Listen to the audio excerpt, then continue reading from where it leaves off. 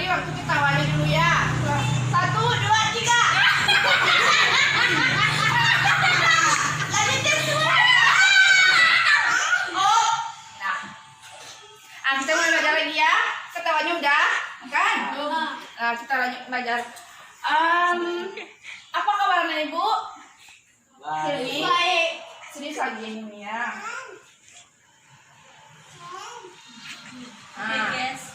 Sebelum kita memulai pembelajaran, kita dulu pakai tempat duduknya. Ada sampah di bawah, tolong diambil ya. Tolong buang ini Faiz, sampahnya. Tolong buang. Tolong buang ke tempat sampah. Kalau ya Allah masa aja kayak gini duduknya. Dan, ya. Banduk. Hilmi.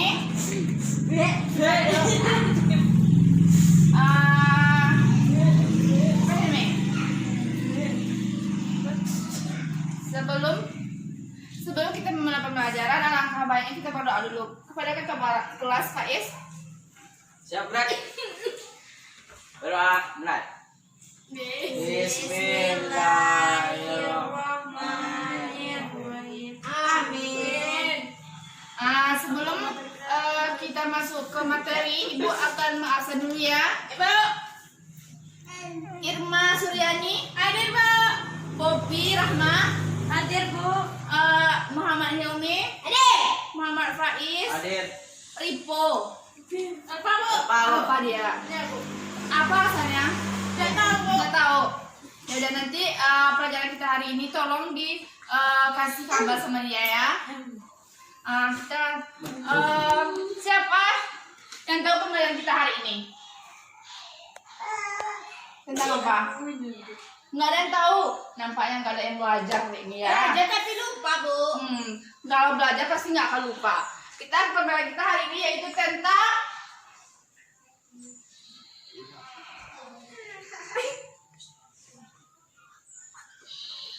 Khulafaur Rasyidin. Tentang Khulafaur Rasyidin. Siapa yang tahu apa itu Khulafaur Rasyidin? Kalian tahu? Jadi tujuan pembelajaran kita hari ini adalah mengetahui apa itu maksud dari pengertian dari Khulafaur Rasyidin. Jadi siapa-siapa saja yang dibilang ke dalam Khulafaur Rasyidin. Jadi dan bagaimana proses pengangkatannya untuk menjadi khilafah. Jadi Khulafaur Rasyidin ini artinya yaitu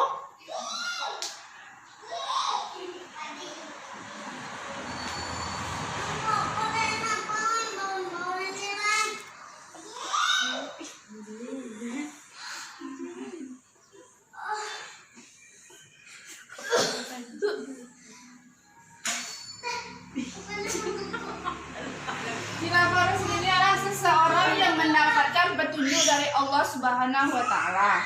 Jadi Khulafaur Rasyidin ini terbagi dari dua kata, yaitu khilafah atau khulafah yang artinya pemimpin, sedangkan rasyidin yang artinya seseorang yang mendapatkan petunjuk dari Allah Subhanahu wa Ta'ala. Jadi bisa diartikan Khulafaur Rasyidin ini adalah pemimpin yang mendapatkan petunjuk dari Allah Subhanahu wa Ta'ala. Nah, jadi pertanyaannya, siapakah orang-orang yang termasuk ke dalam Khulafaur Rasyidin itu, Bu? Itu kan sebenarnya kan. Yang pertama yaitu Abu Bakar As-Siddiq, yang kedua Umar bin Khattab, yang ketiga Utsman bin Affan, dan yang keempat Ali bin Abi Thalib. Nah, di sini Ibu akan menerangkan apa saja tentang biografinya setiap khilafah, dan bagaimana proses pengangkatannya setiap khilafah tersebut. Jadi yang pertama yaitu tentang biografinya Abu Bakar Siddiq. Abu Bakar Siddiq ini sebelumnya ia merupakan orang yang paling dekat dengan Rasulullah SAW, karena ia merupakan sahabat yang paling dekat dengan Rasulullah. Jadi apapun perkataan maupun perbuatan yang bersumber dari Rasulullah, pasti Abu Bakar ini tuh sangat percaya terhadap yang dikatakan oleh Rasulullah itu. Nah, jadi Abu Bakar ini sebelum masuk Islam ia bernama Abdullah bin Ka'bah. Setelah masuk Islam, Rasulullah SAW mengganti namanya menjadi Abdullah bin Abi Quhafa At-Tamimi. Itu yang pertama, Abu Bakar.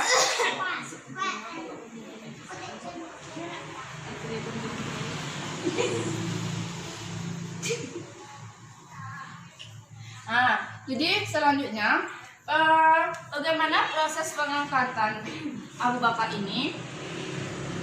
Sebelum kita masuk ke dalam proses pengangkatannya, Abu Bakar ini lahir pada tahun 576 Masehi di Mekah. Berarti tepatnya 2 tahun setelah kelahiran Rasulullah SAW. Ia wafat pada usia 63 tahun.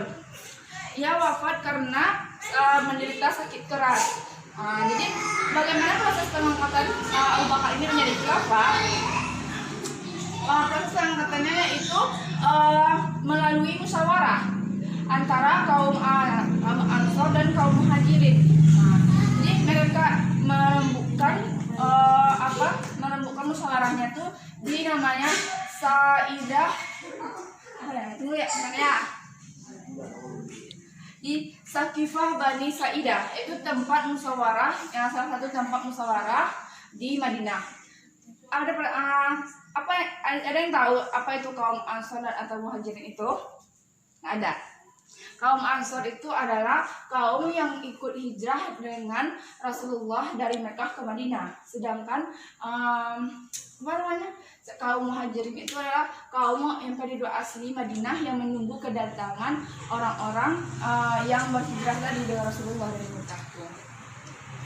Nah, proses pengangkatannya tuh Abu Bakar ini menjadi khilafah itu setelah banyaknya musyawarah, banyaknya argumen-argumen antara Ansar dan kaum Muhajirin. Jadi terpilihlah Abu Bakar ini sebagai pengganti Rasulullah SAW, sebagai pemimpin umat Islam di masa itu.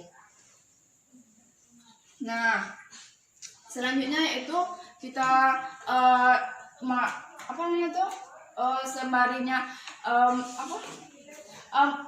selama beliau ini menjabat menjadi pemimpin selama 2 tahun, baik dari tahun 11 sampai tahun 13 Hijriah atau 632 sampai 634 Masehi. Setelah ia menjalani sakit keras, setelah beliau mengalami sakit keras, beliau langsung menunjuk Umar bin Khattab sebagai penggantinya sebagai khilafah. Jadi yang kedua adalah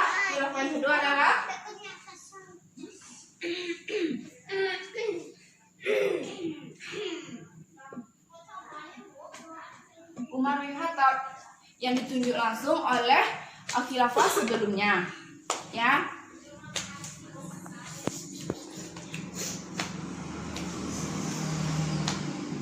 Umar bin Khattab ini merupakan terlahir dari suku Quraisy yang ternama pada saat itu, yang bernama kaum Adi, yang ayahnya bernama Nufai al-Quraisy.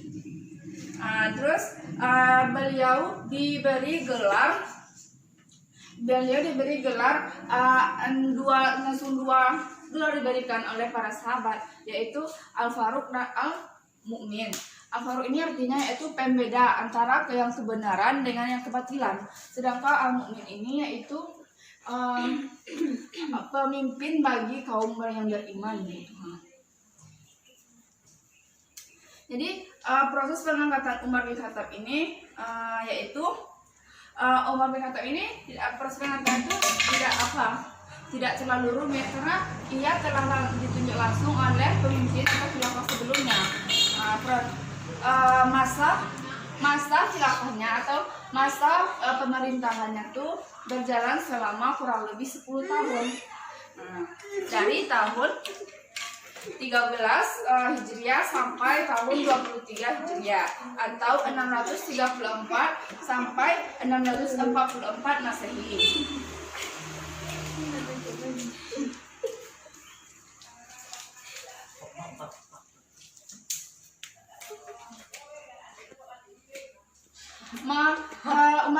ini wafat karena ada apa ini? Ini kenapa ini? Serius dulu ya, ke ibu dulu ya, menjelaskan ya. Nanti ibu suruh Hilmi untuk menerapkannya mau. Jadi Umar bin Khattab ini wafat karena ia ditusuk oleh yang namanya Abu Lu'lu'ah. Abu Lu'lu'ah, Umar bin Khattab ini sedang sholat subuh di musola. Jadi Abu Lu'lu'ah ini menusuk perutnya si Umar bin Khattab ini. Jadi setelah 3 hari setelah kejadian tusuk itu, Umar bin Khattab ini meninggal. Itulah kejadian wafatnya Umar bin Khattab.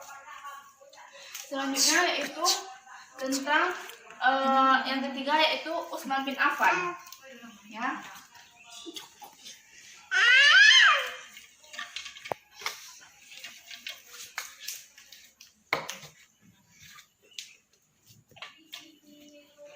Nah, Utsman bin Affan.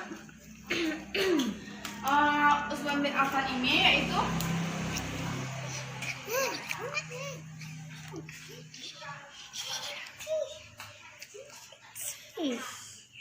kita masuk kepada Utsman bin Affan ya.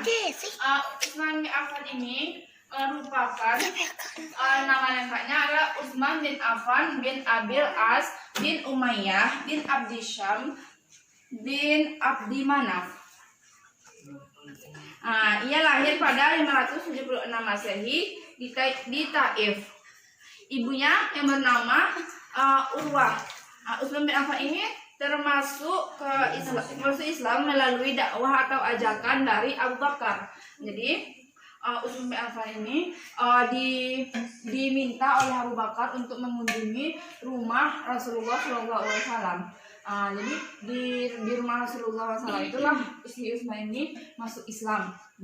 Istri Utsman bin Affan ini digelari oleh para sahabat yaitu dengan Zunarain apa ya? Tunggu bentar ya. Utsman bin Affan ini merupakan Utsman bin Affan ini digelari dengan Zunnurain yang artinya memiliki 2 cahaya.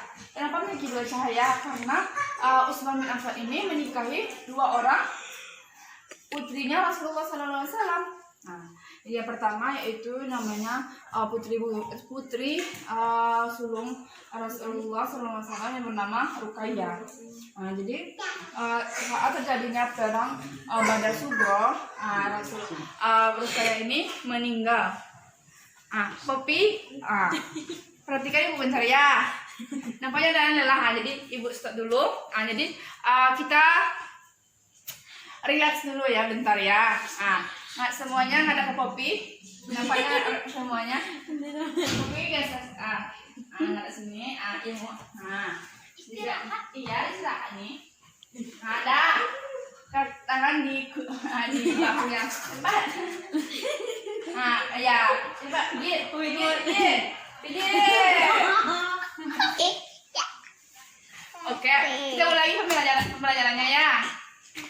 Ya, oke. Maka Utsman bin Affan ini menikahi 2 putri Rasulullah, jadi bernama Ruqayyah dan Ummu Kalsum. Jadi Ruqayyah ini meninggal saat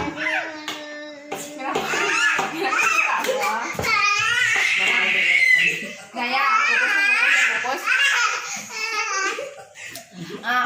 Ruqayyah ini meninggal saat Utsman bin Affan melaksanakan perang Badar Sughra.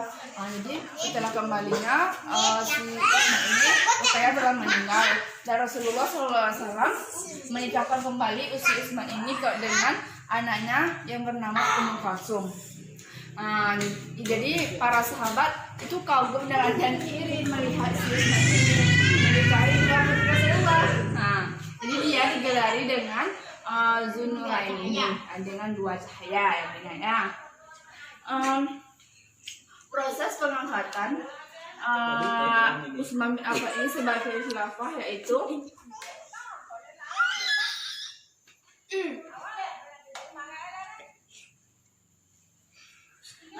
proses pengangkatan kesempatannya yaitu dibaat oleh Dewan Syuro atau dipilih oleh Dewan Syuro. Jadi melalui musyawarah Utsman bin Affan ini menjadi khilafah. Gitu. Selanjutnya yaitu biografinya Ali bin Abi Thalib. Yang keempat adalah khilafah.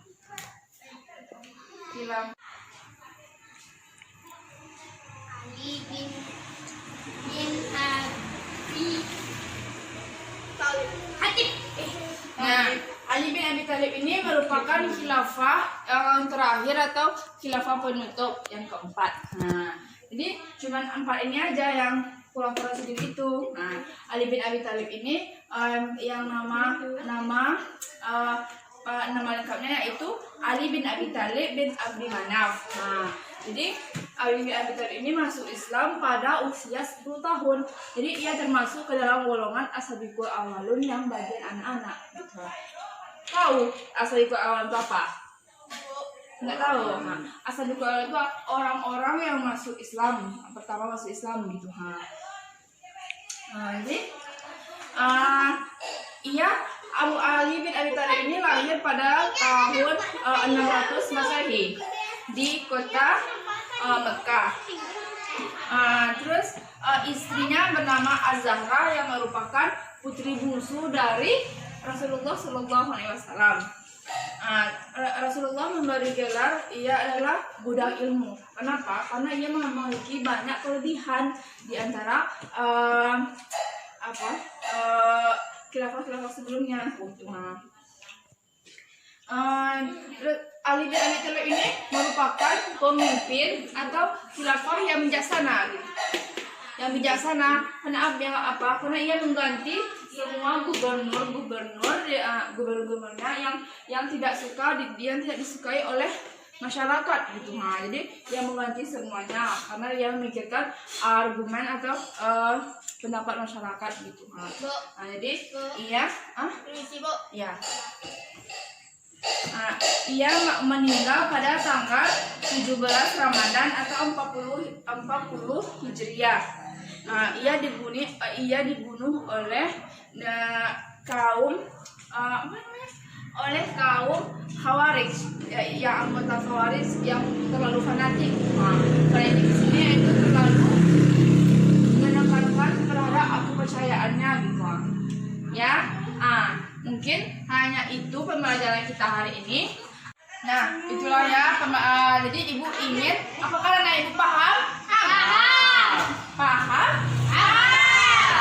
Kalau paham, ibu pengen anak ibu berdiskusi dulu anak ibu. Jadi pilih satu perwakilannya nanti untuk menyimpulkan yang ibu terangkan tadi ya. Bersihkan dulu. Ibu kasih waktunya 1 menit karena anak ibu tadi udah bilangnya sudah paham. Nah, bersihkanlah. Ibu akan hapus ini ya.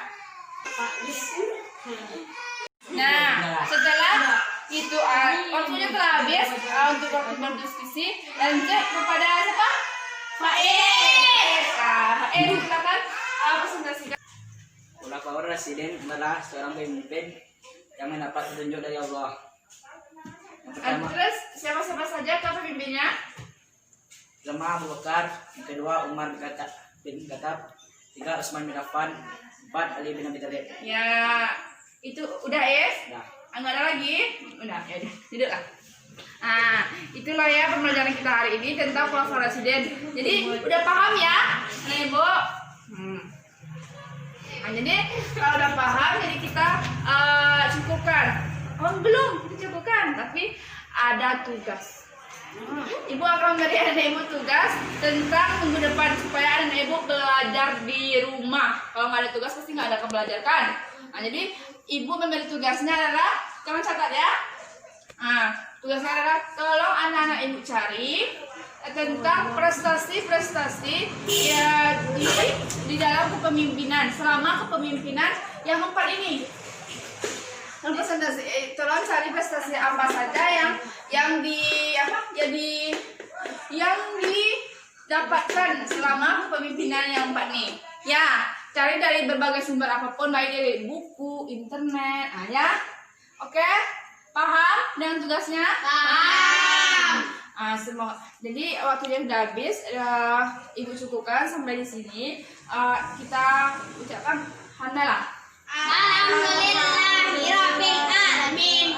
Nah, jadi ini jangan hanya sekedar pelajaran saja, tapi ambillah hikmah dari pembelajaran kita ini. Karena apa yang terjadi dengan kita sekarang itu tidak terlepas dari sejarah masa lampau, sejarah dari Rasulullah SAW. Jadi calon generasi pemimpin seperti ini tirulah atau jadi panutanlah pemimpin sebelumnya, itu seperti Rasulullah, Abu Bakar yang favorit ini. Oke? Paham? Mantap. Nah, jadi kita cukupkan sampai sini. Assalamualaikum warahmatullahi wabarakatuh. Waalaikumsalam warahmatullahi wabarakatuh.